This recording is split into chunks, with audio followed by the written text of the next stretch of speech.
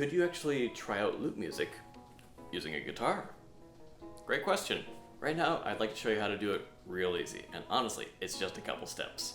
Purchasing a lute can be a big step, and before you want to get there, you might actually want to try out some of the music before you even get to it, especially if some of you guys already know how to play one of these, and I'm guessing most of you do.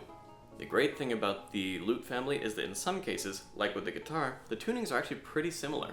Just like the lute, the guitar is tuned in a series of fourths and thirds.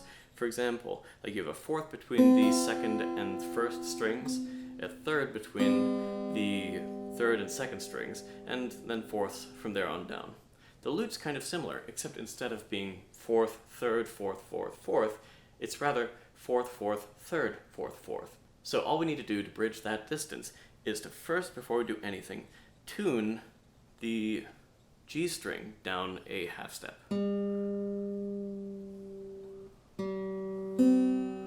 There we go. So now that part's ready, we've got the right chord shapes ready already in front of our fingers. Great, but we're not quite there yet. Because if we want to try out, say, Renaissance lute music, what we need to do is take one more step and use a capo. So if we take a capo and put it on the third fret right here, there we go, you actually have full lute tuning.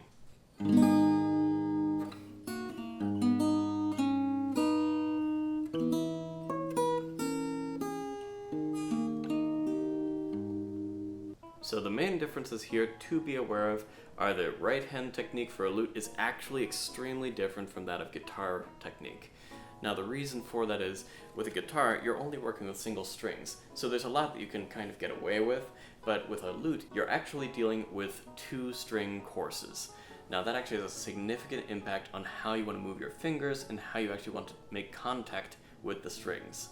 And furthermore, you'll be faced with the difference of the left hand technique, because the lute has a much thicker neck than the guitar does, meaning that you're going to have to learn to support your hand very differently with your thumb, and basically learn slightly different placement that way.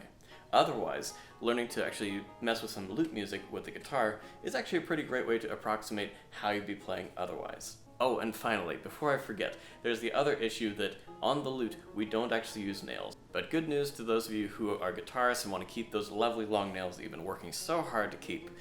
I've actually made a number of friends who multi-class between the instruments, and they actually will shave down one side of their nails so that when they're actually playing Renaissance music, using so-called thumb under technique, which looks something like this, where you use the index and the thumb sort of as a pick put together, more or less, you actually won't make any contact with your nails, just with your flesh, and your nails will be out of the way so they won't even contact the strings whatsoever.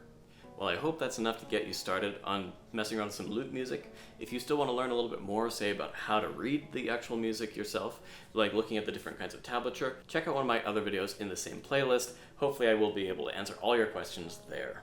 Still have questions? Well, feel free to hit me up on Discord, definitely shoot me a message. I'm more than happy to answer questions as I'm able. Otherwise, if you're curious about how things are going on the back end and want to actually support me and keep this whole project going, do hit me up on Patreon and give me some support there, because that's literally keeping me in my strings, as I've told my patrons dozens of times. Frankly, these ones all need replacing, and I can already think of a half dozen more that need replacing on my other lutes.